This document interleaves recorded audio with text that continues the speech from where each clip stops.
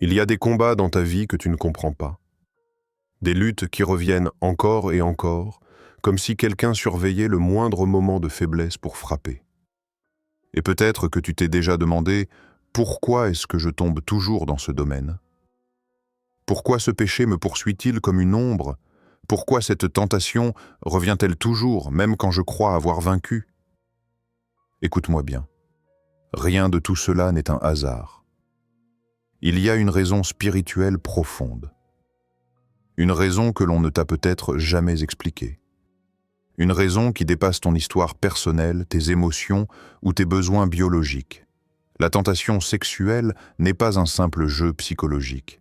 C'est une guerre organisée, stratégique et ciblée, menée par un ennemi qui connaît très bien ce que Dieu veut faire dans ta vie.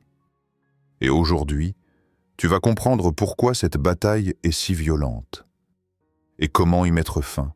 Pourquoi l'ennemi t'attaque dans la luxure? Il arrive un moment dans la vie spirituelle où l'on se pose une question que l'on n'ose pas dire à voix haute. Une question qui ronge, qui inquiète, qui humilie parfois. Pourquoi est-ce que je suis autant attaqué dans le domaine sexuel? Pourquoi cette lutte revient-elle encore et encore, même quand je fais tout pour être fidèle à Dieu? Si tu as déjà ressenti cela, sache ceci. Ce n'est pas une preuve de faiblesse spirituelle. C'est une preuve que tu es devenu un terrain d'intérêt. Et pas n'importe quel terrain, un terrain stratégique. L'ennemi ne perd jamais du temps là où il n'y a rien à détruire. Il n'investit pas son énergie dans les endroits stériles. Il n'insiste pas dans les domaines qui ne lui rapportent rien. S'il revient encore et encore frapper à la même porte, ce n'est pas parce que tu es nul, ni condamné, ni irrécupérable. C'est parce qu'il considère que cette porte lui donne accès à quelque chose de précieux. Imagine un instant une scène spirituelle. Tu es dans une pièce éclairée et au-dessus de toi, une lumière divine brille, révélant un potentiel que même toi tu n'as pas encore découvert. Autour de cette lumière, des ombres tournent, tentant de l'obscurcir, de la détourner, de la déformer. L'ennemi ne t'attaque pas à cause de ton passé, mais à cause de ton futur. Il voit ce que Dieu a déposé en toi et cherche à le détruire avant même que tu n'en prennes conscience. La luxure est l'une des armes les plus anciennes, les plus efficaces, les plus adaptées à la nature humaine. Elle parle au corps, mais elle cible l'esprit. Elle s'adresse au sens, mais elle vise ton appel. Elle utilise tes faiblesses, mais son objectif est ta mission. Ce n'est pas ton plaisir que le diable veut, c'est ta destinée. Et c'est cette vérité que beaucoup ignorent.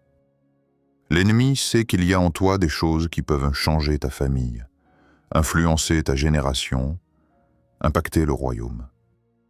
C'est pour cela qu'il cherche à t'enfermer dans un combat constant, pour détourner ton énergie, pour fatiguer ton âme, pour épuiser ton discernement. Il sait que si tu t'élèves, tu deviendras un problème. Il sait que si tu te libères, tu deviendras une menace. Il sait que si tu comprends qui tu es vraiment, il perdra un territoire.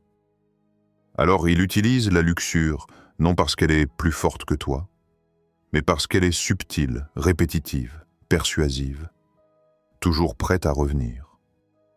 Elle est comme une vague qui semble inoffensive, mais qui, petit à petit, affaiblit les fondations si elles ne sont pas solidement ancrées. Ce combat n'est pas seulement charnel, il est spirituel. Ce n'est pas seulement une lutte hormonale, c'est un siège. Ce n'est pas seulement une tentation, c'est une stratégie. Dans le monde spirituel, rien n'est aléatoire. Ce que tu combats révèle ce que tu portes. Ce que l'ennemi attaque indique ce que Dieu a choisi. Ce qui te tourmente témoigne de ce que tu dois conquérir. Il y a une vérité simple que les croyants oublient. La tentation répétée est un indice. Un indice que l'ennemi a peur de ton potentiel. S'il te met la pression dans un domaine spécifique, c'est qu'il considère ce domaine comme une porte d'entrée. Et sa tactique est simple. Si je peux l'enchaîner là, je pourrais l'empêcher d'avancer ailleurs. Tu peux avoir une grande intelligence, un grand appel, une grande compassion, une grande sensibilité à l'esprit, mais si ton cœur est accablé par la culpabilité, ton discernement s'éteint. Si ton esprit est saturé de honte, tu n'oses plus t'approcher de Dieu. Si ta conscience est remplie de reproches, tu ne te sens plus digne de prier. Alors l'ennemi utilise la luxure, non pour le plaisir, mais pour la paralysie. Il sait que la culpabilité est une chaîne plus forte que la tentation elle-même. Et c'est là que la stratégie apparaît clairement. Le diable frappe avec la luxure pour atteindre ton identité. Il t'accuse avec la honte pour t'éloigner de la prière. Il t'affaiblit avec des pensées pour t'éloigner de ta mission. Il détourne ton énergie vers la lutte interne pour que tu n'avances plus dans la lutte spirituelle. Tu ne réalises peut-être pas à quel point tu es dangereux pour les ténèbres. Pas parce que tu es parfait, mais parce que tu es choisi. Pas parce que tu es fort, mais parce que Dieu est en train de te former. Pas parce que tu es capable, mais parce que tu es appelé. La luxure est l'une des attaques les plus répétitives, car c'est l'une des attaques les plus rentables pour le camp adverse. La plupart des défaites du croyant ne viennent pas d'un manque de foi, mais d'un cœur fatigué, d'un esprit affaibli, d'une conscience troublée. Alors que fait l'ennemi? Il attaque là où il peut te fatiguer. Et le domaine sexuel est un terrain où l'être humain se sent vite sale, éloigné, indigne, déconnecté. Le diable veut que tu penses que tu es le combat que tu traverses. Il veut que tu t'identifies à ta faiblesse. Il veut que tu crois que ce domaine sera toujours une prison, mais ce n'est pas vrai. Ce domaine est une guerre parce que c'est un passage, une étape, une zone stratégique qui mène vers une plus grande maturité, une plus grande autorité, une plus grande liberté. Tu n'es pas dans cette bataille parce que tu es mauvais. Tu es dans cette bataille parce que tu es précieux. Mais pour comprendre la violence de cette attaque, il faut comprendre ce que représente la luxure dans le monde spirituel. Une entrée, un levier, un point faible. Une brèche par laquelle l'ennemi vient murmurer, influencer, décourager. Une brèche qu'il ne veut surtout pas voir se refermer. Parce que lorsque cette brèche se ferme, tu deviens une autre personne. Tu deviens plus clair, plus concentré, plus sensible à la voix de Dieu, plus stable émotionnellement, plus fort spirituellement, plus dangereux pour les ténèbres. Alors l'ennemi revient encore et encore pour empêcher cette version de toi d'émerger. Ce que tu dois comprendre, c'est que l'intensité de l'attaque n'est pas une mesure de ta faiblesse. C'est une mesure de ton importance. Les attaques spirituelles sont proportionnelles à la menace que tu représentes. Si tu n'étais rien, personne ne te combattrait. Si tu n'avais rien à accomplir, l'enfer ne perdrait pas son temps avec toi. Mais le simple fait que tu ressentes cette lutte prouve quelque chose. Le ciel a un projet pour toi, que les ténèbres veulent t'empêcher. Ce combat n'est pas la fin de ton histoire. C'est la preuve que ton histoire compte. Tu ne combats pas parce que tu es perdu. Tu combats parce que tu avances. Tu ne traverses pas un désert sans raison. Tu traverses un désert parce que la terre promise est ses proches. Et l'ennemi le sait. C'est pour cela qu'il insiste. Il veut que tu abandonnes avant la victoire. Il veut que tu arrêtes avant la percée. Il veut que tu ne réalises jamais que cette bataille n'est pas une condamnation, mais une indication. Tu n'es pas une victime dans cette guerre. Tu es une clé, un instrument, un soldat, un héritier, un témoin, un futur libéré qui libérera d'autres. Et si l'ennemi te combat autant, c'est parce qu'il voit ce que tu deviendras lorsque la chaîne tombera. La double nature de la tentation, biologique et spirituelle. Il y a en toi une tension que tu connais bien.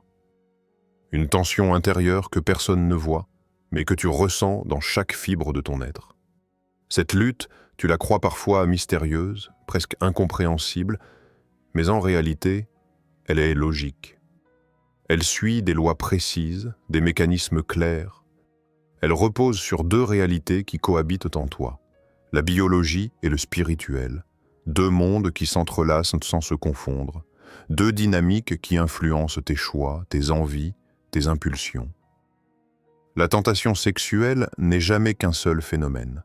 Elle n'est ni purement physiologique, ni purement démoniaque. Elle est la rencontre de deux forces, ton corps et ton ennemi. Elle est une intersection, un carrefour où se jouent des réactions chimiques, des souvenirs, des habitudes, mais aussi des influences invisibles qui cherchent à amplifier ce que ton corps ressent déjà. Lorsque tu comprends cela, tu cesses de te condamner et tu commences à discerner. Voir la tentation comme un mécanisme plutôt que comme une énigme la rend moins monstrueuse, moins écrasante, moins mystifiée. Le corps possède ses propres lois, et il les exprime sans demander la permission. Il a un langage, une mémoire, un rythme, une énergie. Il réagit à des stimuli, il répond à des besoins. Il est traversé d'hormones, d'envies, de sensations que Dieu lui-même a inscrites dans ton ADN. Rien de tout cela n'est impur en soi. Rien n'est péché. Le péché ne naît pas du corps, mais de l'usage que l'on en fait. Mais parce que la biologie est réelle, concrète, prévisible, elle devient un terrain idéal pour une attaque spirituelle. L'ennemi n'a pas besoin d'inventer un terrain. Il utilise celui que tu portes déjà en toi. Il ne crée pas le désir, il l'exagère. Il n'invente pas l'impulsion, il la pousse. Il ne crée pas l'envie, il la déforme. Et c'est là que commence la dimension spirituelle. Lorsque ton corps ressent quelque chose, un besoin, un manque, une tension, l'ennemi se place à côté, observe, attend, puis souffre sur cette braise naturelle pour en faire un incendie. Il ne peut pas créer mais il peut amplifier. Il ne peut pas implanter la biologie, mais il peut l'exploiter. La tentation sexuelle est donc une collaboration involontaire entre deux mondes, le corps qui parle et l'ennemi qui crie. Sur le plan biologique, ton cerveau libère des hormones qui créent des sensations, des pulsions, des envies. Ce sont des signaux que Dieu a conçus dans un cadre précis, le mariage. Mais hors de ce cadre, ces signaux deviennent bruyants, insistants, parfois déroutants. Ils semblent aller contre ta volonté, contre ta raison, contre ta foi. Et c'est là que beaucoup tombent dans la culpabilité inutile. Ils pensent que ressentir, c'est déjà péché. Mais ressentir n'est pas péché. Être tenté n'est pas péché. Le corps n'est pas l'ennemi. La tentation devient dangereuse lorsque l'esprit qui t'observe de l'extérieur se synchronise avec le mouvement intérieur de ton corps. Lorsque les deux mondes se rejoignent. Lorsque l'ennemi repère une faiblesse biologique et en fait un levier spirituel. D'un point de vue psychologique, c'est très subtil. Une pensée naturelle traverse ton esprit.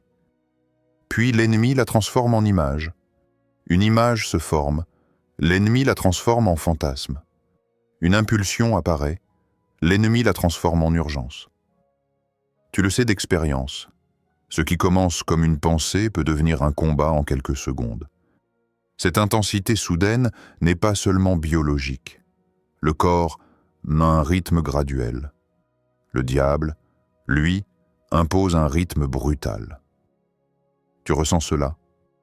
Tu peux être paisible, et en quelques instants, une vague d'envie te submerge sans que rien ne l'explique.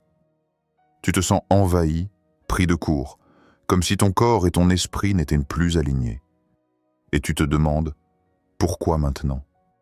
Pourquoi si fort? D'où ça sort?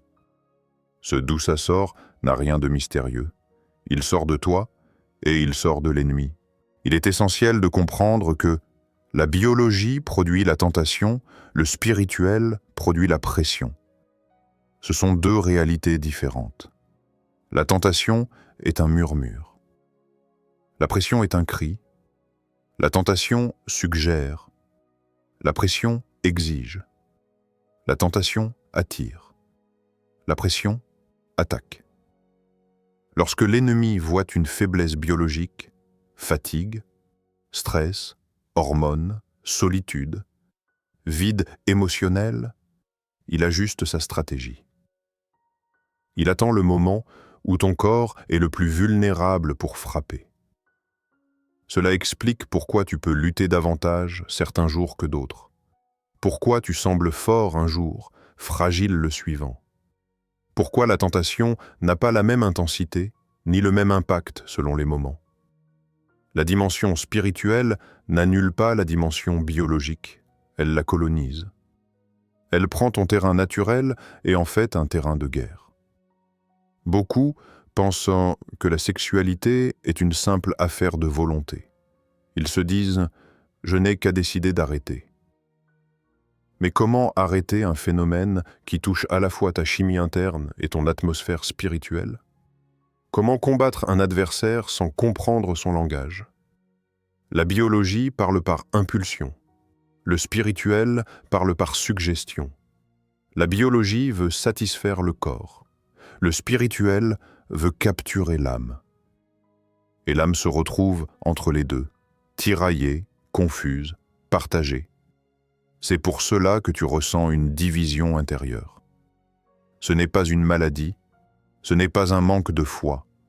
C'est le résultat logique d'une double influence. Du côté du corps, tu as l'instinct. Du côté de l'esprit, tu as la guerre.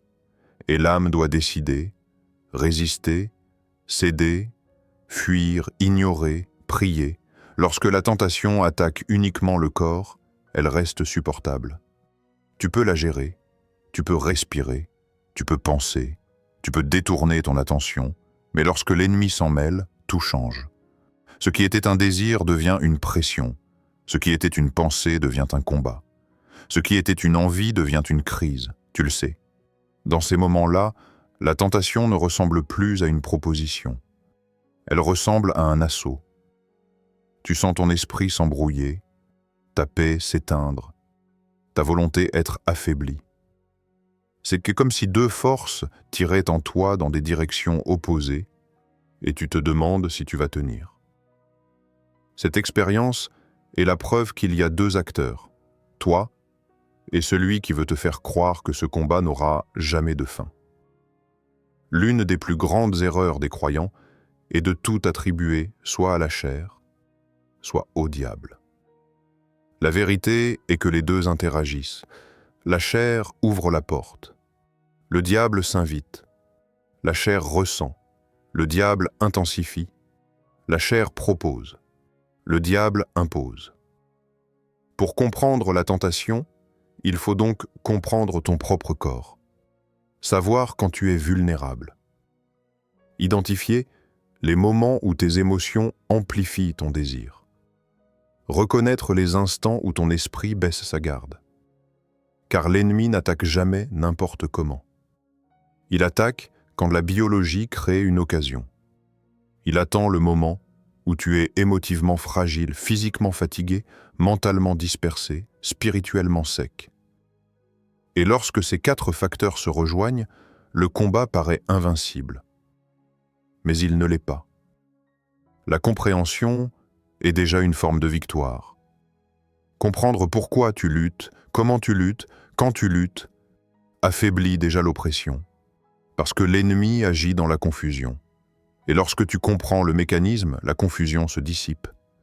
Tu peux enfin distinguer ce qui vient de toi et ce qui vient contre toi. C'est là que commence la maîtrise. C'est là que commence la délivrance intérieure. C'est là que commence la restauration de ton cœur. Comprendre que la tentation est biologique te permet d'arrêter de te haïr pour des sensations naturelles. Comprendre qu'elle est aussi spirituelle te permet d'apprendre à combattre avec discernement. Comprendre les deux dimensions te permet enfin de ne plus subir. La tentation n'est pas un mystère. Elle est un mécanisme que tu peux apprendre à reconnaître, analyser, maîtriser et neutraliser. Elle n'est pas ton identité. Elle n'est pas ton destin. Elle n'est pas ton maître. Elle était un processus. Et comme tout processus, elle peut être comprise et désarmée. La différence entre tentation humaine et oppression démoniaque. Imagine une pièce sombre. Au centre, un homme est assis, la tête dans les mains.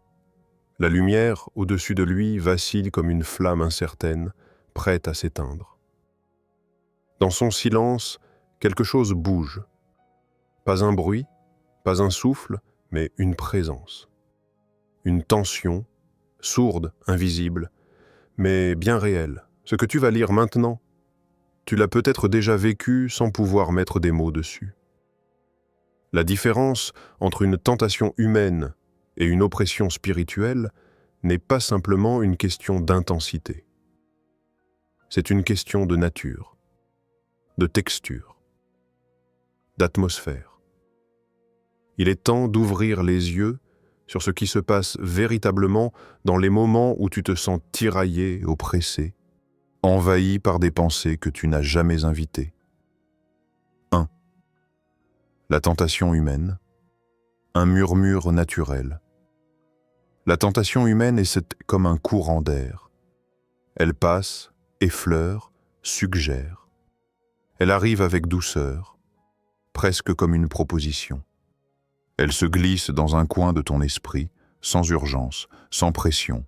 Elle ressemble à une pensée qui traverse l'esprit, un souvenir qui réapparaît, une image captée distraitement, une envie qui se manifeste. Cette tentation-là, tu peux la gérer. Tu peux respirer, réfléchir, détourner ton regard, changer de sujet. Elle ne t'impose rien. Elle ne cherche pas à s'imposer. Elle existe simplement. Elle fait partie du fonctionnement biologique, de la mémoire, des impulsions naturelles. Elle n'apporte pas de chaos. Elle ne trouble pas ton esprit.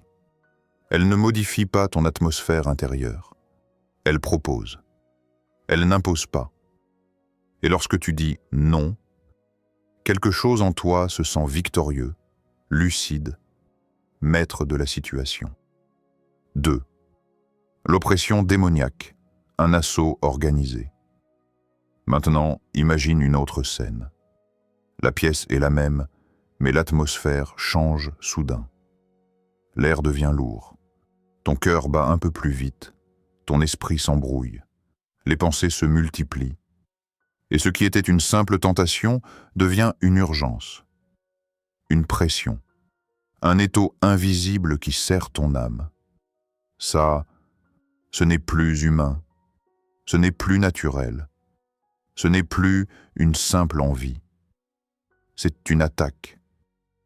L'oppression démoniaque n'est pas un murmure, c'est un choc. Elle entre brusquement dans ta pensée, comme une vague violente qui écrase tout sur son passage. Tu ressens une agitation intérieure, une perte de clarté, une montée soudaine de pulsions incontrôlables, un sentiment de « je dois céder, sinon je vais exploser ». Une lourdeur dans la poitrine, une confusion mentale, un brouillard qui empêche de prier, et surtout, une absence totale de contrôle. Cette sensation d'être poussé, forcé, pressé, n'appartient pas à la biologie. Elle appartient au spirituel. 3. Comment reconnaître la différence? La signature spirituelle. La tentation humaine reste dans les limites du raisonnable. L'oppression, elle, dépasse les limites. La tentation humaine est progressive, laisse de la place à la volonté, respecte ton rythme, disparaît quand tu changes de focus. L'oppression démoniaque est soudaine, écrase la volonté, s'intensifie quand tu résistes, revient en boucle malgré tes efforts. Elle ne ressemble plus à un désir. Elle ressemble à une force, comme si quelque chose frappait à la porte de ton esprit, encore et encore, avec insistance, sans te laisser le temps de respirer. L'oppression a un objectif: t'épuiser pour te faire céder. Ce n'est pas un jeu, c'est une stratégie 4. Pourquoi l'ennemi transforme la tentation en oppression? Parce qu'il connaît ton corps. Il connaît tes réactions. Il connaît tes habitudes. Il connaît ce qui te met à terre. Il sait que si une simple tentation ne fonctionne pas, il doit augmenter la puissance. Il doit amplifier la pression. Il doit faire monter l'intensité au point où tu te sens obligé de céder pour retrouver un semblant de paix. L'objectif de l'oppression n'est pas le plaisir. Le plaisir n'est qu'un appât. L'objectif réel, c'est la captivité. Lorsque tu cèdes, tu ressens un soulagement. Mais ce soulagement est trompeur. Il ne vient pas de la satisfaction du péché. Il vient du relâchement de la pression démoniaque. C'est exactement comme si quelqu'un arrêtait d'appuyer sur ta poitrine. L'air revient, tu respires. Ce que tu appelles plaisir n'est en réalité que la fin temporaire d'un assaut spirituel. Et ce cycle-là, le diable le maîtrise parfaitement. 5. L'oppression ne vient jamais seule. Elle s'accompagne d'un brouillard mental. Lorsque tu traverses une oppression, tu le sens. Ton esprit n'est plus clair. Les versets que tu connais disparaissent de ta mémoire. Ta conscience semble s'éteindre. Ta vigilance baisse. Tu perds ton centre intérieur. C'est comme si quelqu'un tirait un rideau sur ta pensée, sur ton discernement. Et c'est exactement ce qui se passe. La tentation naturelle ne brouille jamais l'esprit. Elle reste dans le domaine du désir. L'oppression, elle, touche ton intelligence spirituelle. Elle attaque ta capacité à réfléchir, à résister, à prier. C'est une invasion, une saturation, un bruit mental constant. Tu essaies de dire non, mais une autre voix insiste. Tu essaies de détourner ton esprit, mais la pensée revient. Tu essaies de prier, mais les mots se bloquent. Tu essaies de résister, mais tes émotions se déchaînent. Tu es dans un combat qui dépasse la biologie. Tu es dans une guerre. 6. L'oppression a un timing. Elle frappe au moment stratégique. Tu l'as sans doute remarqué. L'oppression ne vient jamais n'importe quand. Elle vient quand tu es fatigué, quand tu es seul, quand tu es anxieux, quand tu es déçu, quand tu es frustré, quand tu es spirituellement sec, quand tu n'as pas prié depuis longtemps, quand tu viens d'avoir une victoire spirituelle, quand tu t'apprêtes à faire quelque chose d'important. Pourquoi? Parce qu'elle n'est pas aléatoire, elle est programmée, ciblée, coordonnée. L'ennemi attend la faille, puis il frappe. Il attend la fragilité, puis il pousse. Il attend l'émotion, puis il intensifie. Il ne veut pas provoquer un péché. Il veut provoquer un effondrement intérieur. 7. L'oppression a une voix, celle de l'urgence. Le signe le plus clair que tu es oppressé, ce n'est pas l'intensité, c'est l'urgence. Lorsque tu entends en toi, maintenant, tout de suite, tu ne peux pas tenir, ce n'est pas grave. Après, tu demanderas pardon. Fais-le ou tu vas exploser. Sache ceci. Ce n'est plus toi qui parles. Ce n'est plus ton corps. Ce n'est plus ton désir naturel. C'est une influence. Ton corps ne parle jamais comme ça. Ton âme non plus. Seulement un esprit oppresseur utilise cette logique de crise pour te faire agir sans réfléchir. La tentation naturelle cherche le plaisir. L'oppression cherche la défaite. 8. L'oppression n'est pas une preuve que tu es faible. C'est une preuve que tu représentes une menace. L'un des plus grands mensonges de l'oppression, c'est de te faire croire que tu es anormal, impur, indigne. Mais en réalité, l'oppression est souvent le signe exact inverse. On ne lance pas des rochers sur une maison vide. On ne cercle pas un homme sans valeur. On ne harcèle pas une personne sans potentiel. Si l'ennemi te presse autant, c'est parce que ta destinée lui fait peur. C'est parce que ton appel brûle dans le monde spirituel. C'est parce que ton avenir dérange les ténèbres. C'est parce que Dieu t'a marqué. Et l'ennemi a choisi l'oppression pour casser ton identité avant qu'elle ne s'éveille complètement.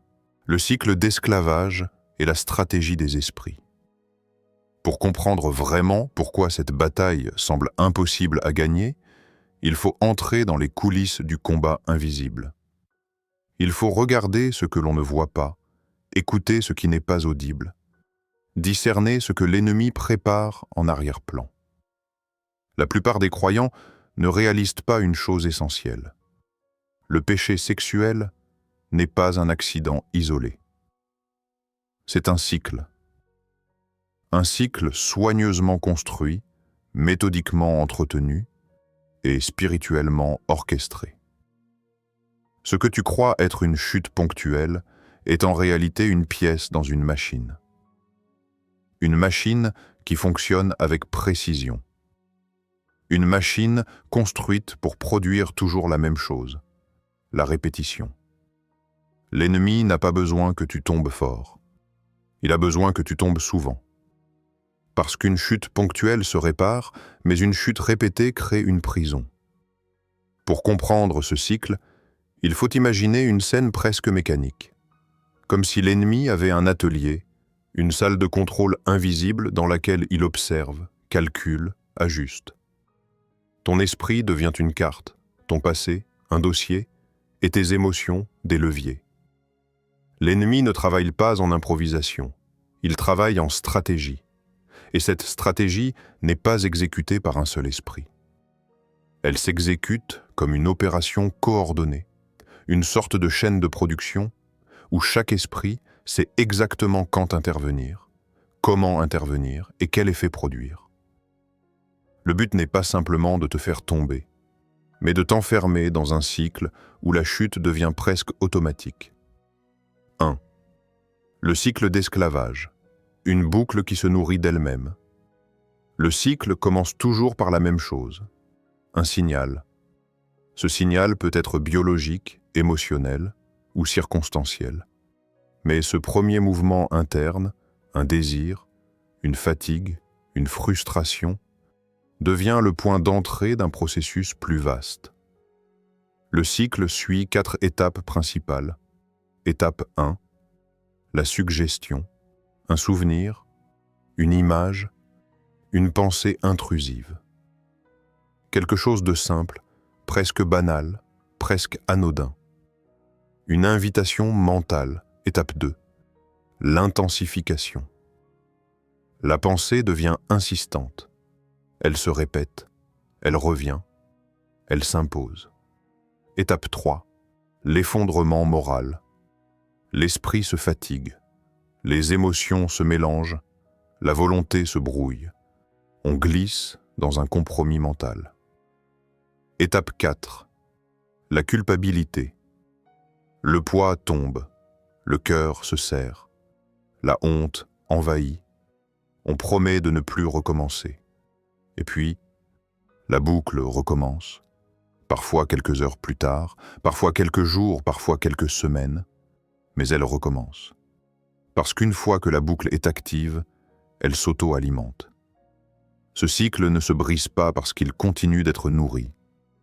Il est nourri par la frustration de l'échec, par la culpabilité, par la solitude, par la colère contre soi-même.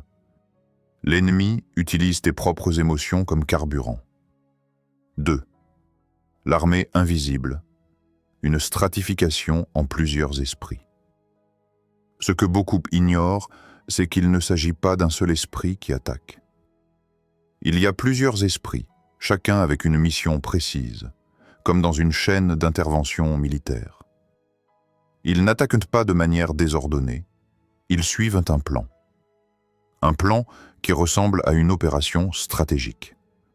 Voici comment il fonctionne, chacun ayant son rôle spécifique. A.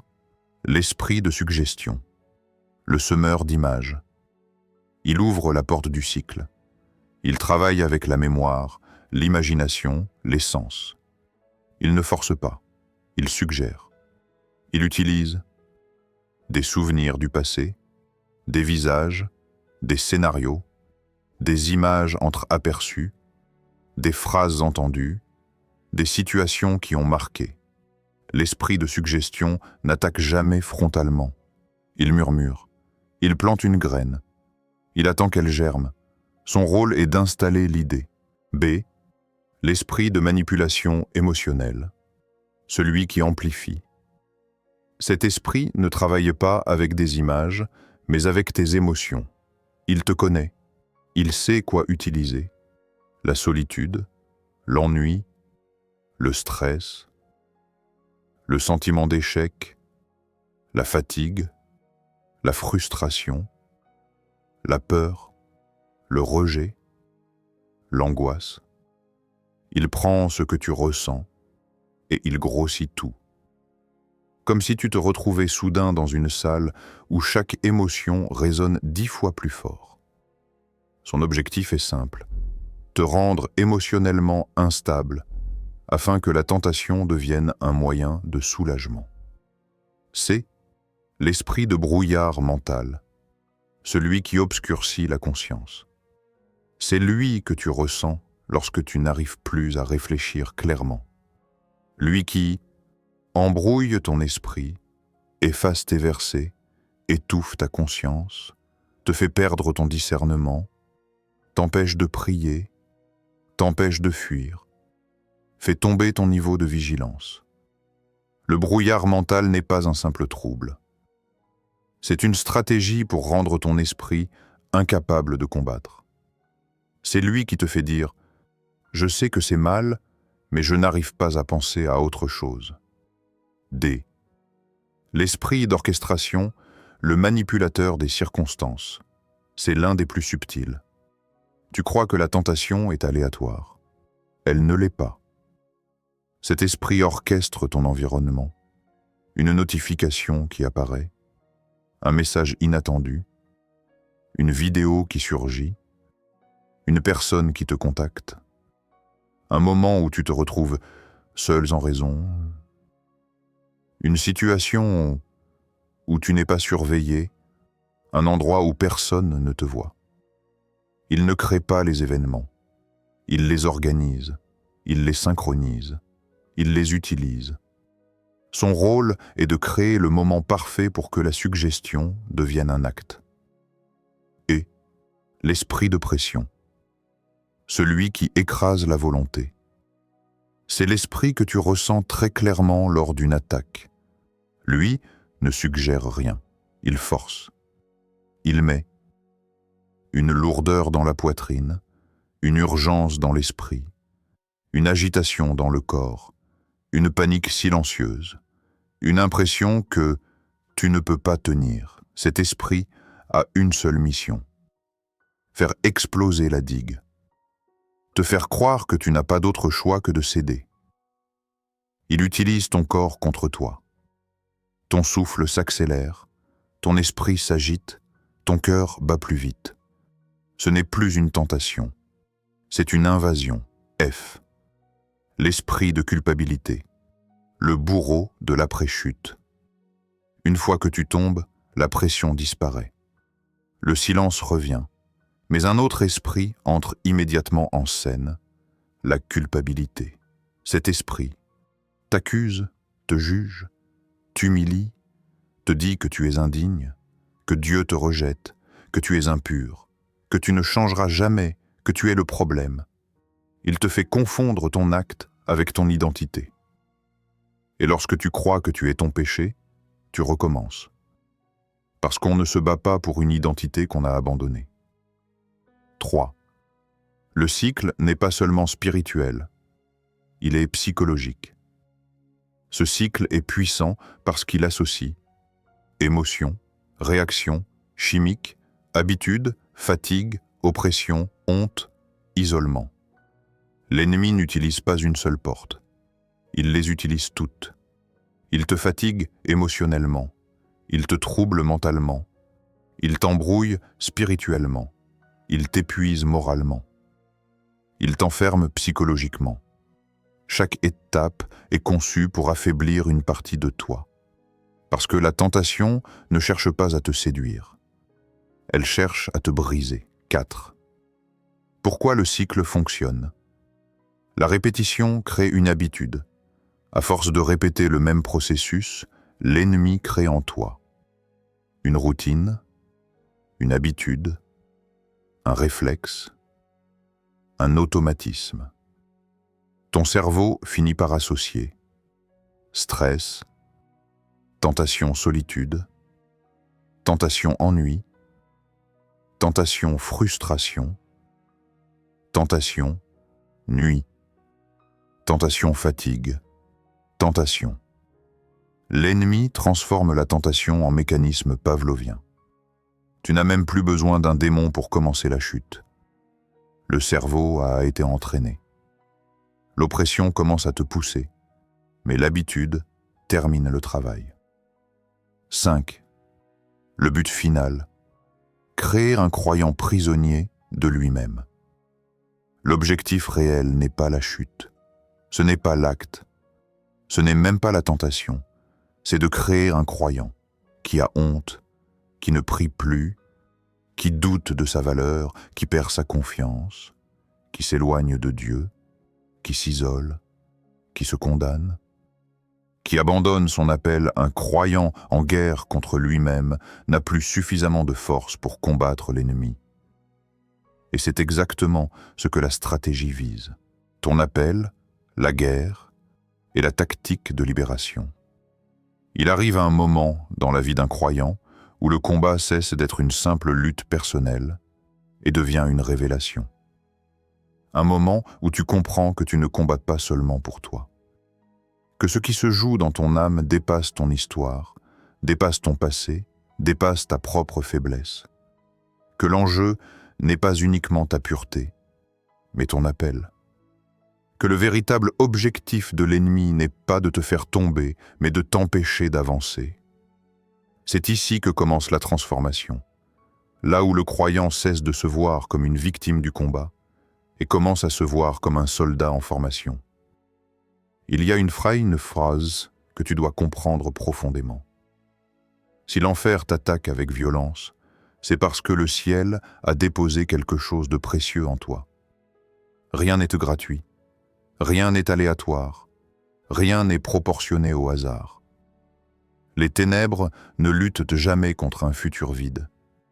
Elles combattent contre ce qu'elles voient, ce qu'elles détectent, ce qu'elles perçoivent. L'ennemi connaît ta valeur même quand toi tu l'oublies. Il voit ton potentiel même quand toi tu trembles. Il sait ce que Dieu t'a confié même quand toi tu doutes. Et il utilise la luxure comme un instrument pour t'enfermer dans un cycle qui te détourne de ta véritable mission. Si tu pouvais voir, ne serait-ce que quelques secondes, l'impact de ta destinée lorsque tu marches dans la liberté, tu comprendrais immédiatement pourquoi l'enfer est investi autant dans ta chute. 1. Tu n'es pas combattu à cause de ton passé, mais à cause de ton futur. L'ennemi ne s'intéresse jamais à ce que tu as été. Il s'intéresse à ce que tu deviendras. Tu n'es pas attaqué parce que tu es brisé. Tu es attaqué parce que tu es choisi. Il ne s'acharne pas parce que tu es faible. Il s'acharne parce que tu es dangereux. Il ne revient pas à cause de tes échecs.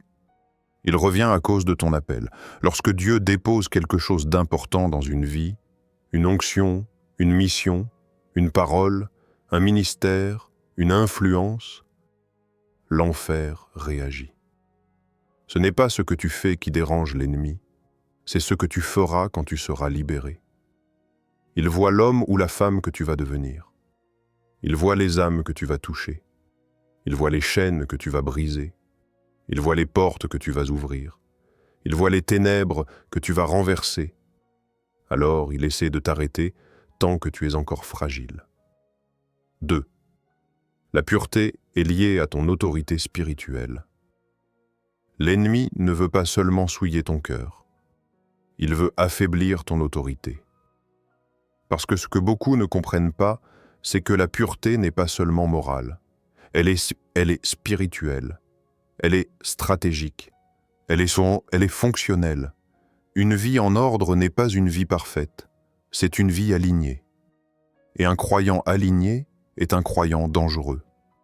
Il devient sensible à l'esprit, clairvoyant, stulli, puissant en prière, lucide dans les combats, redoutable dans le discernement, ancré dans son identité. L'ennemi le sait. C'est pourquoi il utilise la luxure pour te rendre confus. Parce qu'un cœur confus prie mal, un esprit chargé discerne mal, une âme honteuse avance mal. La luxure ne vole pas seulement ta paix, elle vole ta puissance. 3. Dieu veut t'élever, et c'est pour cela que le combat s'intensifie. Plus Dieu veut t'élever, plus l'ennemi veut t'enterrer. C'est une loi spirituelle. Lorsque Joseph devait entrer dans son appel, il a été attaqué dans son intégrité. Lorsque David devait devenir roi, il a été attaqué dans son caractère. Lorsque Jésus devait commencer son ministère, il a été attaqué dans son identité. L'ennemi attaque toujours le fondement avant d'attaquer la mission. Il sait que si le fondement est solide, tu seras inébranlable. Il sait que si le cœur est stable, tu seras imprenable. Et c'est précisément pourquoi ton combat semble devenir plus violent lorsque tu veux changer de vie. Ce n'est pas une preuve d'échec, c'est une preuve de transition. Lorsque la saison change, la guerre change. 4. L'ennemi veut te faire croire que ce combat est ton identité. Voici l'un des plus grands mensonges spirituels. Ce que tu combats, c'est ce que tu es. C'est faux, totalement faux, absolument faux. Un soldat blessé n'est jamais défini par la flèche qu'il a touchée. Il est défini par celui qui l'a envoyé. Tu n'es pas la tentation que tu subis. Tu n'es pas la pensée qui t'oppresse. Tu n'es pas la chute que tu regrettes. Tu n'es pas la faiblesse que tu traînes. Tu es celui que Dieu a appelé. Tu es celui que Dieu forme. Tu es celui que Dieu relève. Tu es celui que Dieu choisit encore et encore. Ton appel n'est pas annulé parce que tu luttes. Ton appel n'est pas retiré parce que tu tombes. Ton appel n'est pas suspendu parce que tu es fatigué. Dieu ne choisit jamais quelqu'un à cause de sa perfection. Il choisit des gens capables d'apprendre à se relever. 5. Comment Dieu libère? Par l'affamement stratégique. La liberté ne vient pas par la force, mais par la stratégie. Le royaume de Dieu fonctionne avec des principes. Tu n'es pas appelé à combattre la tentation par la volonté seule. La volonté n'a jamais vaincu une guerre spirituelle. Elle est trop faible, trop fluctuante, trop humaine. La stratégie de Dieu pour te libérer est simple, mais puissante. Ce que tu arrêtes de nourrir finit par mourir. Tu dois affamer ce qui te combat. Étouffer les accès, rompre les habitudes, couper les sources, fermer les portes. Tu dois affamer les images, les conversations, les contacts, les lieux, les musiques, les réseaux, les souvenirs, les distractions. Parce que ce que tu alimentes dans l'ombre te gouvernera dans la lumière. Mais ce que tu prives d'oxygène finira par s'éteindre. Tu ne vaincras pas la tentation en criant dessus. Tu la vaincras en la rendant inutile. 6. Comment Dieu restaure? Par la transformation des pensées. La véritable liberté commence dans l'esprit. Dieu ne délivre pas seulement des habitudes. Il délivre des mentalités. Il transforme. Ta manière de voir le péché, ta manière de voir ton corps, ta manière de voir ta valeur, ta manière de voir ton avenir, ta manière de voir Dieu. Parce que tant que ton esprit reste prisonnier d'une perception négative, tu resteras vulnérable. Mais quand ton esprit est renouvelé, la tentation perd sa force. Le péché ne disparaît pas parce que Dieu change ton comportement. Il disparaît parce que Dieu change ton esprit. 7. Dieu restaure en donnant une vision nouvelle de toi-même. La culpabilité te montre ce que tu as fait. La conviction te montre ce que tu peux devenir. La honte te montre ta chute. L'esprit te montre ta destinée. Dieu ne travaille jamais à partir de ta défaite. Il travaille toujours à partir de ton appel. Il ne dit jamais « Il a chuté, je vais le réparer ». Il dit « Il est appelé, je vais le préparer ». Dieu regarde ton futur, pas ton erreur. Il regarde ta mission, pas ton passé. Il regarde ton potentiel, pas ta chute. La restauration n'est pas une réparation, c'est une élévation. 8. Tu ne seras jamais libre en te battant seul. Ce combat est trop vaste, trop profond, trop complexe pour être mené dans l'isolement. Tu as besoin de la parole, de la prière, de l'esprit, de la présence de Dieu, de la discipline, de la vigilance, de l'aide spirituelle, d'une communauté, d'un accompagnement, d'un ancrage. Ce n'est pas un combat que l'on gagne à coup de volonté. C'est un combat qui se gagne dans la présence de celui qui libère. Dieu ne te demande jamais d'être fort. Il te demande d'être dépendant de lui. Parce que la liberté n'est pas une performance, c'est une relation. La renaissance intérieure. Quand Dieu reconstruit ce que la bataille avait brisé, parfois, au milieu du combat spirituel, il arrive un moment où tu n'as plus de mots. Tu regardes ta propre vie comme on observe les ruines d'une ville autrefois vivante. Tu te demandes comment tu en es arrivé là, comment tu as pu tomber si bas, comment une tentation, si subtile au départ, a pu t'user émotionnellement à ce point. Tu sens que ton cœur est fatigué, que ton esprit est lourd, que ton âme respire difficilement. Et pourtant, au milieu de cette poussière, quelque chose bouge. Quelque chose que tu n'avais pas remarqué. Quelque chose de délicat, presque fragile, mais puissant dans sa beauté. Ce quelque chose, c'est la main de Dieu qui commence à reconstruire ce que la bataille avait fissuré. Dieu ne reconstruit jamais en silence. Il reconstruit en présence. Lorsque tu crois être au point le plus bas, ce n'est jamais un trou. C'est une fondation, une place où Dieu pose ses outils et commence à t'élever pierre après pierre. Ton histoire n'est pas une succession d'échecs. Elle est une succession de renaissances. Chaque fois que tu te relèves, même si cela te semble insignifiant, même si personne ne le voit, même si tu n'oses pas en parler, le ciel l'inscrit comme un acte de foi. Tu penses que ta liberté viendra d'un geste spectaculaire, d'un moment d'extase spirituelle où tout disparaîtrait d'un coup. Mais la liberté, souvent, ressemble davantage à un lever de soleil qu'à un éclair. Elle arrive lentement, progressivement, mais sûrement. La libération intérieure commence comme une respiration nouvelle. On inspire différemment, on pense différemment, on s'observe différemment, on parle à Dieu différemment.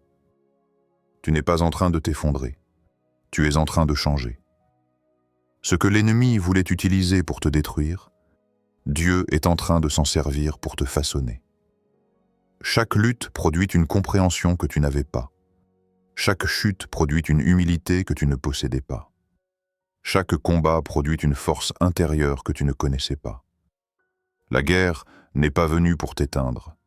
Elle est venue révéler que tu étais plus profond que tu ne l'imaginais.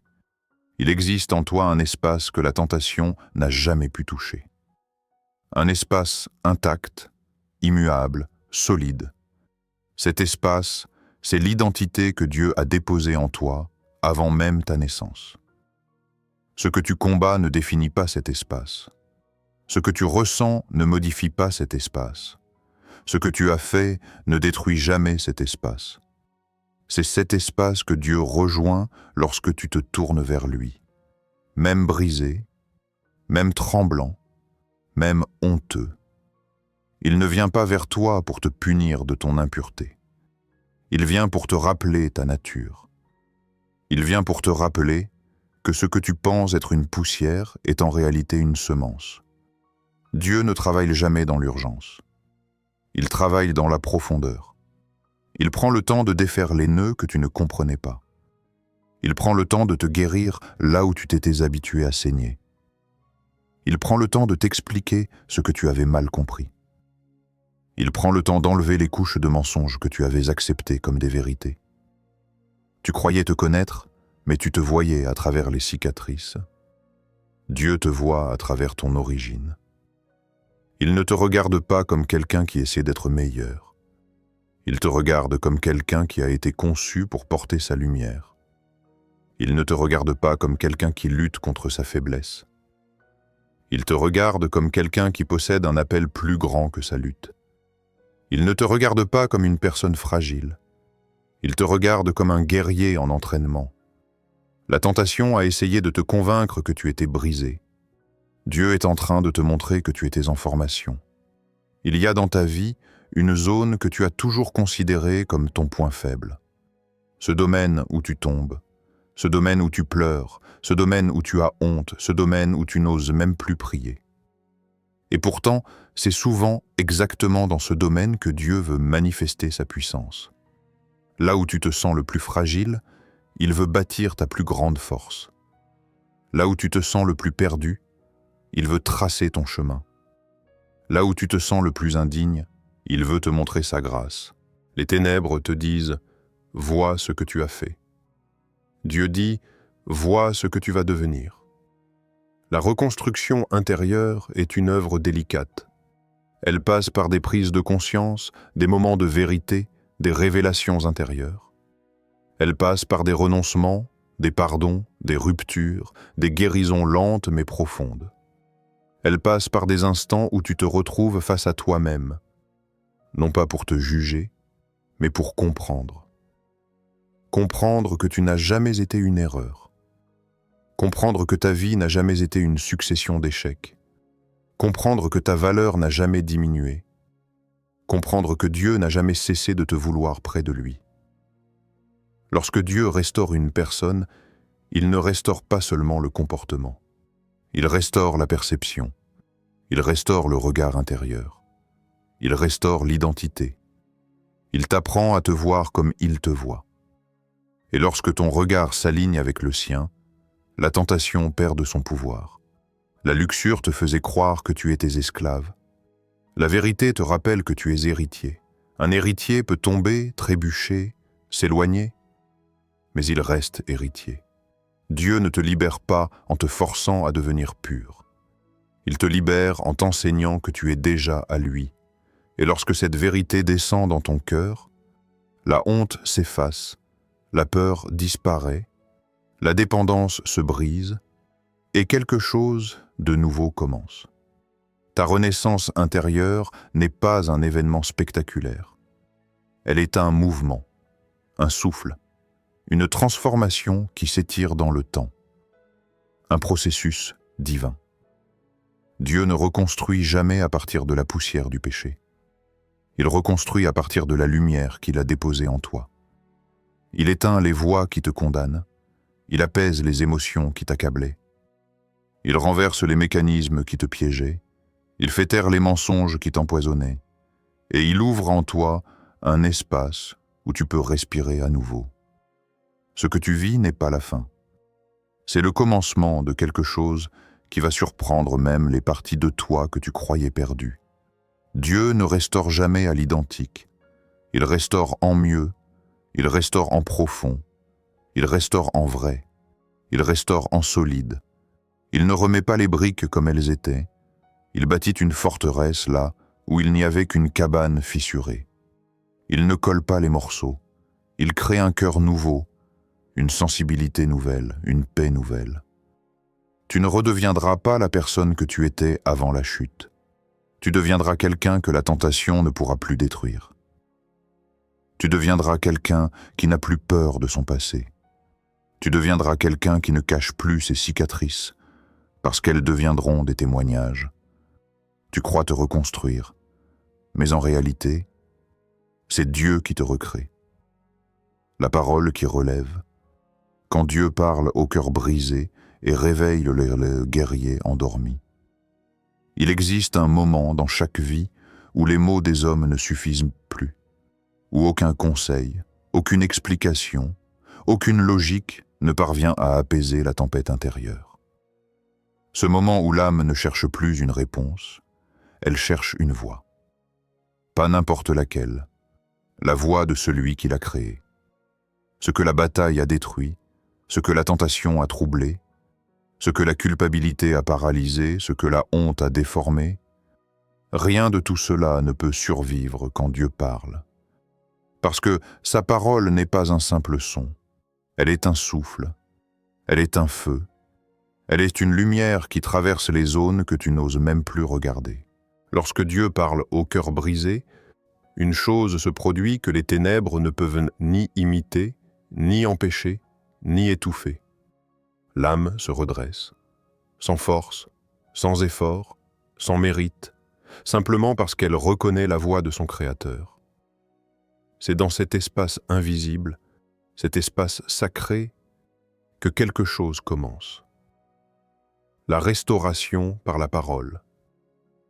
Une restauration qui ne passe ni par les émotions ni par la volonté, mais par une certitude nouvelle qui vient de l'intérieur, comme si Dieu lui-même t'avait déposé quelque chose dans la poitrine. 1. Quand Dieu parle, il ne commente pas ton passé. Il révèle ton identité. Les voix humaines parlent de ce que tu as fait. La voix de Dieu parle de ce que tu es. Les voix humaines s'attardent sur tes erreurs. La voix de Dieu regarde ton essence. Et lorsque sa voix touche ton cœur fatigué, quelque chose s'éclaire en toi. Une lumière douce mais tenace, une vérité que tu avais oubliée. Tu n'es pas le résumé de tes chutes. Tu es la preuve vivante de sa fidélité. Dieu ne dit jamais « Regarde ce que tu as détruit ». Il dit « Regarde ce que je vais bâtir avec toi ». C'est une voix qui ne te juge pas, mais qui te réveille. Qui ne t'accuse pas, mais qui t'élève. Qui ne te rabaisse pas, mais qui t'appelle vers une hauteur que tu pensais impossible. Lorsque Dieu parle à ton cœur, il ne te demande pas de justifier ta douleur. Il te demande simplement de regarder vers lui. Parce qu'il sait qu'en le regardant, tu retrouveras ton reflet. 2. Sa voix fait taire les voix qui t'accusaient, les ténèbres savent se taire devant la voix de Dieu. Elles ne résistent pas, elles se dissipent, elles s'éteignent. Ce que tu entendais comme des coups de marteau dans ton esprit, les accusations, les mensonges, les condamnations, les pensées de défaite, s'évanouissent quand la parole divine entre dans ta pensée. Dans un instant, même silencieux, quelque chose change. Ce qui te semblait insupportable devient soudain supportable. Ce qui te semblait immense redevient à taille humaine. Ce qui te semblait impossible apparaît maintenant comme un chemin ouvert. La voix de Dieu ne lutte pas contre les ténèbres. Elle les remplace, comme la lumière remplace la nuit. 3. La parole qui relève ne dit jamais « fais mieux », elle dit « viens près de moi ». Dieu ne libère jamais en exigeant. Il libère en attirant. Il ne dit pas « change-toi » et ensuite approche. Il dit « approche et tu changeras ». Il ne dit pas « purifie-toi d'abord ». Il dit « laisse-moi te purifier ». Il ne dit pas « sois fort ». Il dit « laisse ma force devenir la tienne ». Ce que tu croyais être une montagne infranchissable n'était jamais destiné à être franchi par ta force, mais par sa présence. Et sa présence commence par une parole qui dit ton nom, une parole qui te replace dans ton identité, une parole qui te rappelle que tu n'es pas un invité dans sa grâce, tu en es l'héritier. 4. La déclaration divine fait naître un guerrier. Même dans un cœur blessé, il existe une chose que les ténèbres redoutent. Ce n'est pas ton talent, ni ta volonté, ni même tes prières. Ce qu'elles redoutent le plus, c'est quand tu commences à croire ce que Dieu dit sur toi.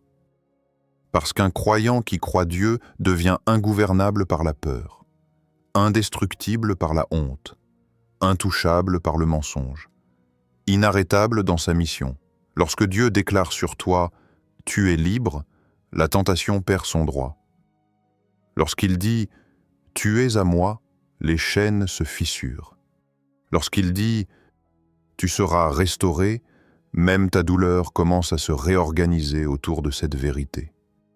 Dieu ne te prépare pas pour survivre. Il te prépare pour régner, pas pour régner sur les autres, mais pour régner sur ce qui t'a autrefois dominé. 5. La parole de Dieu ouvre un chemin que tu ne voyais pas. Tu avais peut-être l'impression d'être dans un couloir sans porte. Tu te disais, « Je suis coincé ici. Je resterai comme ça. Je ne changerai jamais. » Mais lorsqu'il parle, une porte apparaît là où tu pensais qu'il n'y en avait aucune. Une lumière se dessine là où tu voyais une impasse. Dieu n'a pas besoin de modifier ton passé pour te donner un futur. Il crée un futur en plein milieu de tes décombres. Sa parole n'attend pas que tu sois prêt. Elle te prépare. Elle ne te demande pas si tu en es digne. Elle te rend capable. Elle ne te dit pas où tu devrais être. Elle t'accompagne là où tu es. 6. Dieu ne te relève pas comme un serviteur. Il te relève comme un fils. Quand Dieu relève quelqu'un, il ne le remet pas simplement debout. Il le restaure dans son rang. Il te relève en te rappelant « Tu es à moi, tu as été choisi, tu as été voulu, tu as été marqué, tu as été destiné. » Tu ne te relèves pas pour retourner à la bataille seul. Tu te relèves parce que le Père t'a tiré à lui. Tu te relèves parce que son souffle traverse ton esprit. Tu te relèves parce que sa paix recouvre les zones que tu avais abandonnées. La parole qui relève n'est pas un ordre. C'est une étreinte. 7. Quand Dieu parle, ton passé perd son pouvoir sur ton avenir. Tu pensais peut-être que ton histoire était un poids, quelque chose qui te poursuivait, qui t'écrasait, qui te rappelait sans arrêt que tu n'étais pas assez. Mais lorsqu'il parle, il ne détruit pas ton passé. Il le désarme. Il enlève les aiguilles, il enlève les ombres, il enlève les griffes, il enlève l'autorité que la honte avait prise sur toi. Ton passé devient un lieu, pas une identité. Un chapitre, pas un jugement. Une étape, pas une prison. La parole de Dieu transforme la poussière de ton histoire en fondation pour ton avenir. 8. Ce que Dieu dit aujourd'hui deviendra ta force demain. Sa parole n'est pas un réconfort momentané. Elle est une semence. Une semence qui germera dans les jours difficiles. Une semence qui parlera à ta place quand tu n'auras plus de mots. Une semence qui te rappellera que tu n'es jamais seul, même dans le silence. Lorsque Dieu dit quelque chose sur toi, cela devient une route, un chemin, une trajectoire, une promesse. Tu ne te relèveras pas simplement avec moins de chaînes, tu te relèveras avec plus de vision, plus d'assurance, plus d'autorité, plus de stabilité. Ce que Dieu a dit sur toi deviendra le socle de tout ce qui suivra. Il ne reconstruit jamais un cœur pour qu'il redevienne fragile. Il reconstruit un cœur pour qu'il devienne un lieu où sa parole résonne plus fort que toute tentation. La marche hors des ténèbres. Quand chaque pas devient une victoire invisible, imagine un vaste paysage. À l'horizon, une terre sombre, presque silencieuse, où rien ne semble pousser. Une vallée où des pierres éparses témoignent de combats anciens. La brume y flotte encore, comme un souvenir qui refuse de disparaître. Cette vallée, c'est ton passé, pas ton identité, juste un lieu où tu as marché trop longtemps. Et toi, tu te tiens là, à la frontière entre ce qui t'a blessé et ce qui t'attend. Ton regard se tourne vers l'avant. Une montée, douce mais réelle, t'invite à avancer. Tu n'as pas encore l'énergie d'un conquérant, mais tu sens quelque chose, une inclinaison intérieure, un souffle, une certitude fragile mais présente. Le chemin qui quitte les ténèbres n'est jamais brutal. Il est progressif. Il est délicat. Il est profondément humain. Ce n'est pas un sprint. C'est une marche. Une marche où chaque pas, même minuscule, même hésitant, même imparfait, a du poids dans le monde spirituel. Tu crois peut-être que ta progression est trop lente. que tu n'avances pas assez vite, que tes efforts sont insignifiants. Mais le ciel ne calcule pas comme toi. Dieu voit le pas, pas la vitesse. Il regarde la direction, pas la performance. Il célèbre le mouvement, pas la perfection. Chaque petit pas hors de la tentation est un rugissement contre l'enfer. Chaque demi-mètre gagné sur la honte est une proclamation. Je ne suis plus celui que j'étais hier. 1. La marche commence toujours dans la poussière de ta propre faiblesse. Lorsque quelqu'un sort d'une vallée, il porte encore les traces du sol sur ses mains. Il porte encore l'odeur de la nuit sur ses vêtements. Il porte encore la fatigue d'avoir trop longtemps lutté contre lui-même. Et tu es peut-être dans cet état, fatigué, vidé, fragile, lent. Mais cette fragilité n'est pas un handicap. C'est ton premier témoin.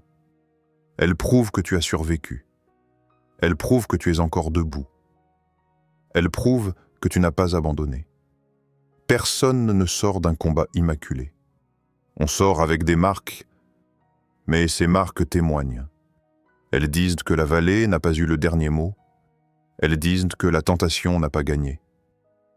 Elles disent que tu es plus résistant que tu ne l'imaginais. C'est dans ta faiblesse que Dieu installe la force. C'est sur ta poussière qu'il pose sa gloire. C'est sur ton tremblement que son autorité s'établit.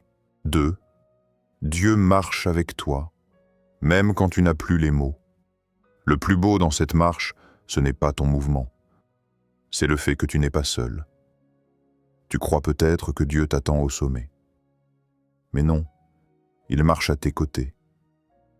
Quand ton souffle est court, il ralentit. Quand ton pas flanche, il te soutient. Quand ton cœur tremble, il te parle. Quand tes émotions t'écrasent, il te couvre.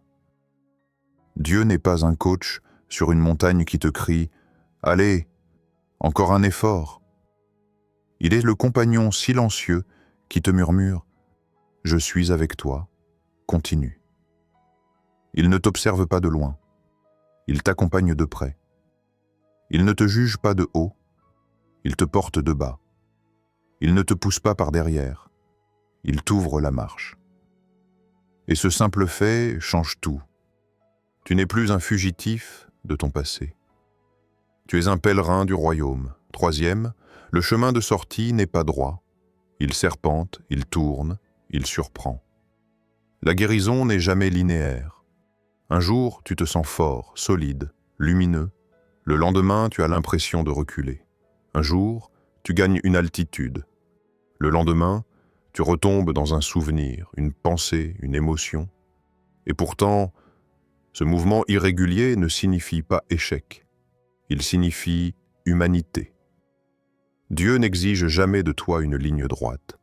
Il exige seulement que tu continues. Les montagnes ne se grimpent pas par une seule pente. Elles demandent des détours, des pauses, des respirations.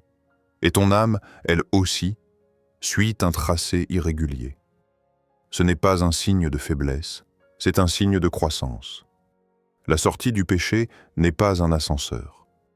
C'est un chemin. Un vrai chemin. Avec ses cailloux, ses vents, ses virages.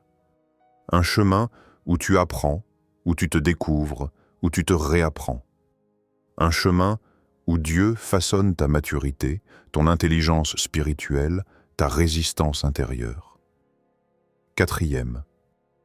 Chaque pas arrache quelque chose des ténèbres.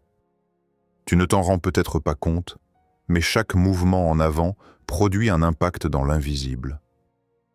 Tu crois avancer seul, mais tu es observé. Quand tu refuses une pensée, les chaînes se fissurent. Quand tu fermes une porte, un démon recule. Quand tu pries, même faiblement, le ciel répond. Quand tu dis non, même tremblant, la lumière gagne du terrain. Quand tu dis « Seigneur, aide-moi », son règne s'établit dans ta décision. Les ténèbres ne reculent jamais face à ta force. Elles reculent face à ta résistance. Ce n'est pas ta performance qui effraie l'enfer. c'est ta persévérance. Même si tu as l'impression de traîner ta fatigue, ton avancée résonne comme un coup de tonnerre dans le royaume des ténèbres. Tu ne le vois pas, mais chaque pas arrache une pierre à l'édifice du mensonge. 5. Le silence de Dieu n'est pas une absence. C'est une stratégie. Il y aura des jours où tu n'entendras rien. Pas de voix intérieure, pas de sensation spirituelle, pas d'émotion particulière. Tu avanceras dans un calme étrange, presque inquiétant. Tu te demanderas si Dieu te voit encore, s'il t'écoute encore, s'il t'aide encore. Mais ce silence-là n'est pas un retrait. C'est une formation. Quand un maître précise un exercice, il se tait pour te laisser l'accomplir. Dieu n'est pas absent. Il t'observe. Il te laisse pratiquer la victoire. Il te laisse apprendre ton autorité. Il te laisse expérimenter ta force nouvelle. Dans le silence, tu apprends à entendre ton propre courage. Dans le silence, tu découvres que tu peux avancer sans émotion. Dans le silence, tu apprends la fidélité. Dans le silence, tu deviens stable. Les émotions ne sont pas la preuve de la présence de Dieu. La progression en est la marque. 6. À chaque montée, une autre version de toi se réveille. En sortant de la vallée, tu remarqueras quelque chose. Tu n'es plus la même personne qu'au début. Tu ne penses plus comme avant. Tu ne réagis plus comme avant. Tu ne pries plus comme avant. Quelque chose en toi s'est renforcé. Un discernement nouveau. Une maturité que tu n'avais pas. Une lucidité nouvelle. Ce n'est pas seulement ton comportement qui change, c'est ta personnalité spirituelle. La version de toi qui tombait sans réfléchir commence à mourir.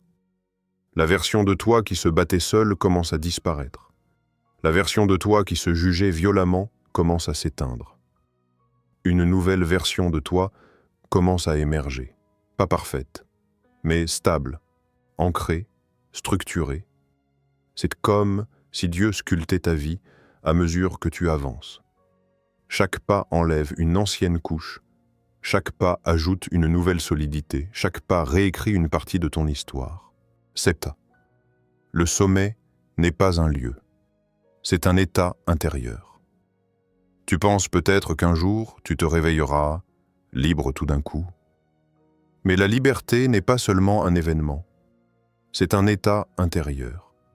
Un état où la tentation n'a plus d'accès, le péché n'a plus d'autorité, les souvenirs n'ont plus de pouvoir, la culpabilité n'a plus de voix, les ténèbres n'ont plus de prise. Le sommet n'est pas un endroit où il n'y a plus de combat. C'est un endroit où ton cœur domine le combat. Le sommet, c'est quand ce qui te terrassait autrefois ne te fait plus plier. Quand ce qui te manipulait autrefois ne trouve plus de prise. Quand ce qui t'enchaînait autrefois te glisse dessus comme l'eau sur une pierre. Ce sommet-là n'est pas géographique. Il est spirituel, il est intérieur, il est silencieux mais réel. Et chaque pas t'en rapproche. La vérité face à toi-même, le miroir intérieur où Dieu t'apprend à te connaître réellement, il existe un endroit que tu évites souvent, ton propre regard. Non pas le regard que tu poses sur les autres, ni celui que les autres posent sur toi, mais le regard intérieur, celui que tu poses sur toi-même lorsque tu es enfin seul, lorsque les bruits s'éteignent, lorsque les distractions s'effacent. Cet endroit est étrangement silencieux. Pas de musique, pas d'éclairage, pas de façade. Dans ce miroir intérieur, tu ne peux pas jouer un rôle, tu ne peux pas fuir, tu ne peux pas tricher. C'est là que tout se révèle. Ton désir réel, ta faiblesse réelle, ta douleur réelle, tes blessures réelles, ton identité réelle. Ce miroir-là ne ment jamais. Il ne flatte pas, il ne condamne pas, il révèle. Et dans ce miroir, tu te retrouves face à la personne que tu es vraiment, pas celle que tu projettes, pas celle que tu imagines, pas celle que tu prétends être. Tu te retrouves face à toi et face à Dieu, un. La vérité commence lorsque tu cesses de te fuir. Tu as passé tellement de temps à éviter certains aspects de toi, ton passé, tes impulsions, tes réactions, tes peurs, tes regrets, tes failles. Tu as appris à vivre autour d'eux, comme on tourne autour d'un objet fragile que l'on a peur de toucher. Mais la guérison commence lorsque tu oses t'arrêter, te retourner et regarder. Non pas pour te punir, mais pour comprendre. Non pas pour t'enfoncer, mais pour te libérer. Non pas pour te condamner, mais pour te reconnecter à ce que Dieu voit encore en toi. Il est impossible d'aimer un être que l'on ne connaît pas. Et tant que tu te fuis, tu te traites comme un étranger. Dieu ne t'appelle pas à fuir tes réalités, il t'appelle à les traverser. Parce que ce que tu refuses de regarder t'enferme, mais ce que tu acceptes d'affronter commence à guérir. 2. Le miroir intérieur te montre ce que tu ressens vraiment, pas ce que tu affirmes. C'est dans le silence que tes émotions apparaissent, quand personne ne te voit, quand tu ne dois pas être fort, quand tu n'as pas besoin de sourire, quand tu n'as rien à prouver. C'est là que tu découvres le manque que tu caches, la peur que tu tais, la blessure que tu minimises, la solitude que tu ignores, la colère que tu gardes, la honte que tu recouvres, l'épuisement que tu refuses d'admettre. Souvent, la tentation sexuelle n'est pas une pulsion, c'est une fuite émotionnelle, une fuite devant, la douleur non gérée, le vide non comblé, le rejet non guéri, l'abandon non traité, la fatigue non exprimée. Tu croyais lutter contre un désir charnel, mais tu étais en guerre contre tes propres émotions étouffées. Ce miroir intérieur te révèle que tu n'étais pas immoral. Tu étais blessé, que tu n'étais pas impur, tu étais fragilisé, que tu n'étais pas faible, tu étais cassé quelque part. Et Dieu ne guérit jamais ce que tu refuses de voir. 3. Le miroir te montre aussi ce que Dieu a préservé en toi malgré tout. Dans ce même espace intérieur, tu découvres quelque chose de surprenant, une lumière. Elle ne vient pas de toi. Elle ne vient pas de ta force. Elle ne vient pas de ta réussite. Elle vient de Dieu. Même dans le pire combat, même dans les pires chutes, même dans les pires dérives, quelque chose en toi est resté intact. Un noyau, une étincelle, une identité. Lorsque tu te regardes vraiment, tu vois cette lumière. Une lumière que la honte n'a pas éteinte. Une lumière que les ténèbres n'ont pas écrasée. Une lumière que le péché n'a pas effacée. Tu commences alors à comprendre. Tu n'as jamais été défini par ce que tu combattais. Tu as été défini par ce que Dieu a placé en toi avant même que la bataille ne commence. Ce miroir intérieur n'est pas un tribunal. C'est une fenêtre. 4. Le face-à-face avec soi-même est douloureux, mais nécessaire. Il y a des vérités qui piquent, des vérités qui mettent mal à l'aise, des vérités que tu ne voulais pas admettre. Comme le fait que tu t'es parfois auto-saboté, que tu as choisi des chemins destructeurs, que tu as abandonné trop vite, que tu t'es jugé trop sévèrement, que tu as accepté des mensonges comme des réalités. Regarder ces choses fait mal. Mais ce n'est pas une douleur punitive, c'est une douleur thérapeutique. Comme lorsqu'un médecin appuie sur une zone infectée, la douleur révèle l'endroit exact où la guérison doit intervenir. Tu ne peux pas guérir ce que tu n'oses pas localiser. Et le miroir intérieur te montre précisément où Dieu veut travailler. C'est un acte courageux, un acte spirituel, un acte libérateur. 5. Dans ce miroir, tu vois ton besoin réel de Dieu. La luxure t'a fait croire que ta volonté suffisait.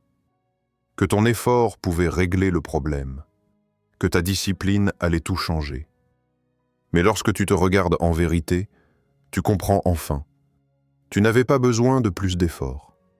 Tu avais besoin de plus de Dieu, besoin de sa présence pour combler tes vides, besoin de sa paix pour calmer tes tempêtes, besoin de sa lumière pour dissiper tes pensées, besoin de son amour pour guérir tes rejets, besoin de sa force pour reconstruire ce qui était brisé, besoin de sa voix pour faire taire les mensonges. Dans ce miroir, tu vois que Dieu n'est pas ton dernier recours. Il est ton fondement, ton axe, ton noyau, ton souffle. Tu réalises soudain que tu ne peux plus marcher seul, que tu n'as plus envie de marcher seul, et que tu n'as plus besoin de marcher seul. 6. Ce miroir n'est pas là pour t'humilier, mais pour te responsabiliser. Dieu ne te montre jamais la vérité pour t'écraser. Il te la montre pour que tu deviennes un partenaire de ta propre délivrance. Voir ta fragilité te permet de comprendre où lutter. Voir tes schémas te permet de les briser. Voir tes émotions te permet de les gérer. Voir tes zones à risque te permet de les éviter. Voir tes motivations te permet de les réaligner. La vérité intérieure n'est jamais une condamnation. C'est une carte. Une carte qui te montre où aller et où ne plus retourner. Dieu ne veut pas te rendre dépendant du combat. Il veut te rendre responsable de ta croissance. Le miroir n'est pas un juge. Il est un allié, 7. Lorsque tu te vois comme Dieu te voit, tu te libères. À un moment donné, quelque chose bascule. Tu te regardes, mais tu ne vois plus la même personne qu'avant. Tu ne vois plus un esclave, un addict, un faible, un coupable, un déchu. Tu vois un fils, une fille, un héritier, une personne restaurée en devenir. Un cœur que Dieu n'abandonnera jamais. Ton regard commence à s'aligner avec celui de Dieu. Et quand ton regard change, ton comportement change. Ton attitude change. Ton rapport au péché change. Ton rapport à toi-même change. Ce n'est plus l'ennemi qui te définit. Ce n'est plus ton passé qui te définit. Ce n'est plus ta faiblesse qui te définit. C'est le regard de Dieu en toi. Ce miroir intérieur devient alors un sanctuaire, un lieu de vérité, de douceur, de réparation. Un lieu où tu apprends à marcher authentiquement, un lieu où tu deviens libre de l'intérieur avant de devenir libre à l'extérieur. Le réveil du combattant intérieur, apprendre à se lever chaque jour sans se laisser dominer. Il y a un moment dans la vie d'un croyant où le combat cesse d'être un accident, une catastrophe, une surprise, et devient une discipline. Un moment où l'on cesse d'attendre que les choses changent pour nous, et où l'on commence à changer nous-mêmes, volontairement, délibérément, résolument. Dans cette dernière étape de ton parcours, tu ne te trouves plus au bord de la vallée, ni au début du chemin, ni même dans le silence de l'introspection. Tu es dans une zone nouvelle, la zone du choix quotidien.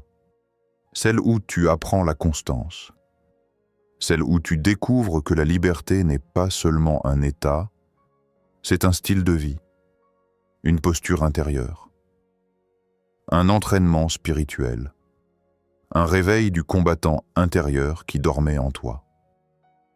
Parce que la vérité est simple. On ne devient pas libre en un jour. On devient libre chaque jour.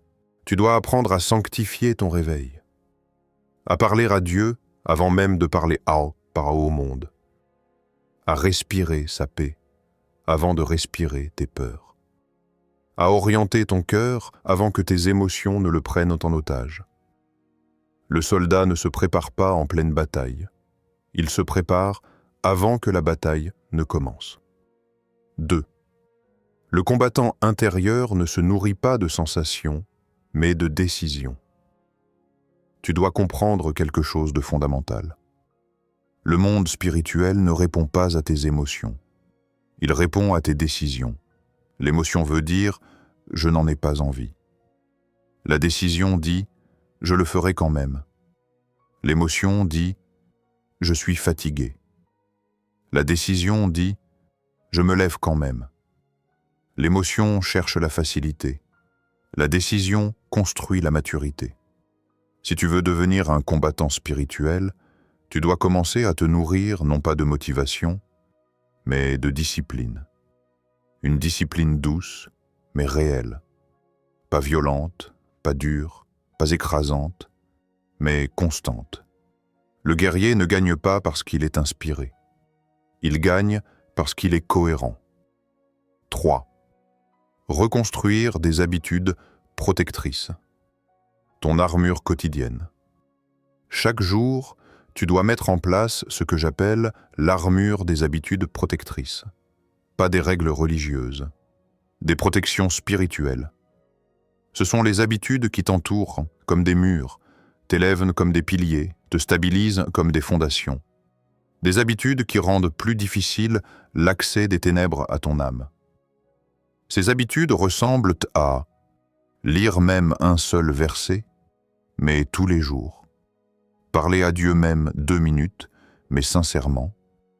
Écouter une louange qui apaise ton esprit. Éviter les environnements déclencheurs. Décider d'un rythme de sommeil. Limiter les écrans quand tu es faible. Organiser tes pensées au lieu de les subir. Couper les accès qui te mènent à la chute. Tenir un journal spirituel pour voir ton progrès. Tu n'as pas besoin d'être parfait. Tu as besoin d'être protégé. Parce que la discipline n'est pas là pour te contrôler, elle est là pour te libérer. 4. Le combattant intérieur comprend que la tentation n'est pas l'ennemi, c'est un test.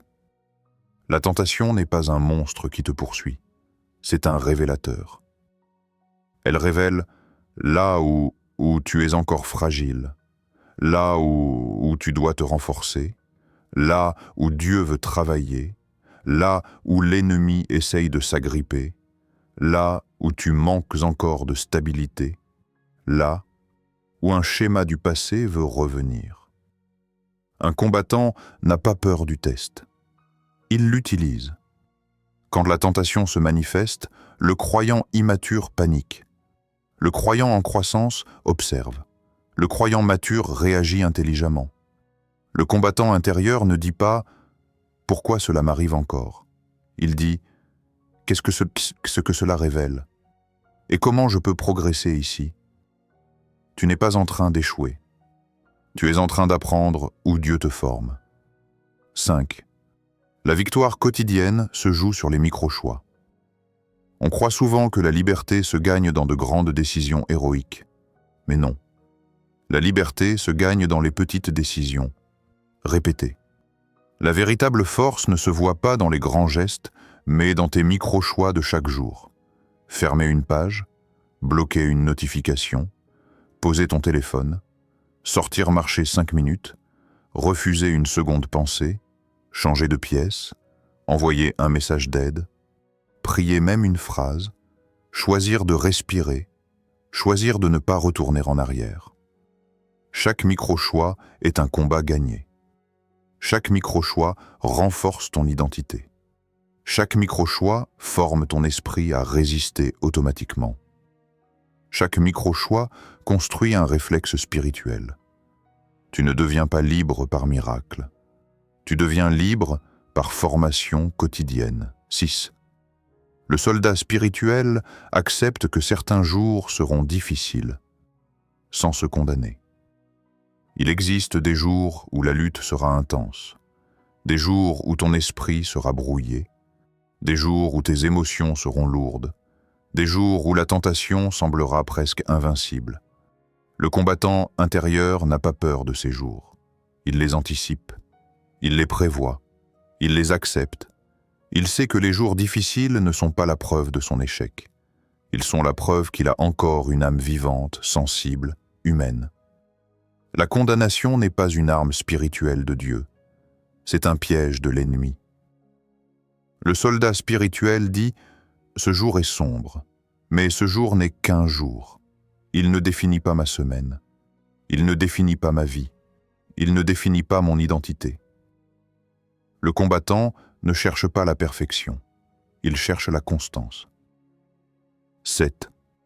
Le vrai réveil, c'est quand tu commences à te battre, même quand tu n'en as plus envie. La maturité spirituelle commence lorsque tu te bats sans émotion, tu pries sans sensation, tu résistes même fatigué, tu continues alors que tu voudrais abandonner. Tu restes droit alors que personne ne te voit. Tu avances alors que la motivation est absente. C'est là que le guerrier intérieur se réveille, pas dans la ferveur, dans la constance. Tu ne combats plus par réaction, mais par conviction. Tu ne combats plus par peur, mais par identité. Tu ne combats plus pour prouver, mais parce que tu es. Ce moment est puissant, parce qu'il marque le passage de l'enfance spirituelle à l'adulte spirituel. Tu deviens un homme, une femme, qui sait tenir son terrain même sans applaudissements. 8. Le réveil du combattant intérieur est un héritage, pas un exploit. Tu ne deviens pas guerrier parce que tu as de la force. Tu deviens guerrier parce que tu appartiens à un roi guerrier. Tu n'es pas courageux par nature.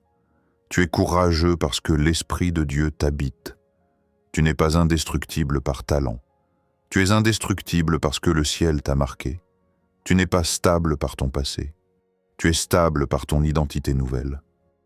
Tu marches avec les armes du royaume, avec la force de celui qui n'a jamais perdu une bataille, avec la paix de celui qui domine toute tempête, avec la sagesse de celui qui voit au-delà du présent, avec l'amour de celui qui t'a choisi avant que tu ne luttes.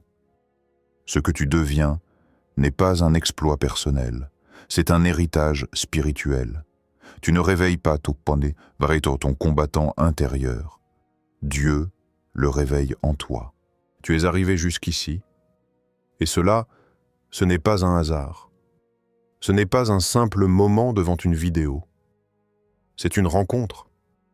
Une rencontre avec la vérité, avec ta propre histoire, et avec le Dieu qui n'a jamais cessé de te poursuivre, même quand toi tu t'éloignais. Tu n'es plus la personne qui a commencé cette vidéo. Il y a quelque chose en toi qui s'est réveillé, un courage, une clarté, une présence, une conscience nouvelle. Tu as compris que tu n'es pas défini par ton passé, ni prisonnier de tes faiblesses, ni condamné à répéter ton histoire. Tu es appelé, tu es choisi, tu es en marche, et le ciel célèbre chacun de tes pas, même les plus petits. Alors, si ce message a parlé à ton cœur, si quelque chose en toi s'est éclairé, si tu as senti Dieu te toucher, te relever ou simplement t'appeler, ne reste pas seul dans ce que tu vis. Abonne-toi à cette chaîne, parce que ce que Dieu a commencé en toi aujourd'hui, il veut le continuer. Vidéo après vidéo, révélation après révélation, force après force.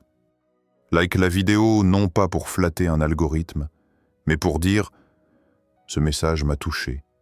Ce combat, je le prends au sérieux. Cette transformation, je la veux vraiment. » Commente juste en bas. Même une phrase, même un mot, même un « Amen ». Parce que chaque témoignage écrit est une victoire proclamée, une preuve que tu avances, une lumière que tu offres à quelqu'un d'autre qui se sent peut-être seul dans la même bataille. Ce n'est pas la fin de ton histoire, c'est le début d'une saison nouvelle. Une saison où tu ne subis plus, tu avances, tu ne tombes plus, tu apprends, tu ne t'éteins plus, tu te relèves, tu ne combats plus seul, tu marches avec Dieu. Alors, abonne-toi, like, commente, et continue le chemin avec nous. Le ciel n'a pas dit son dernier mot sur ta vie. Il commence seulement à parler.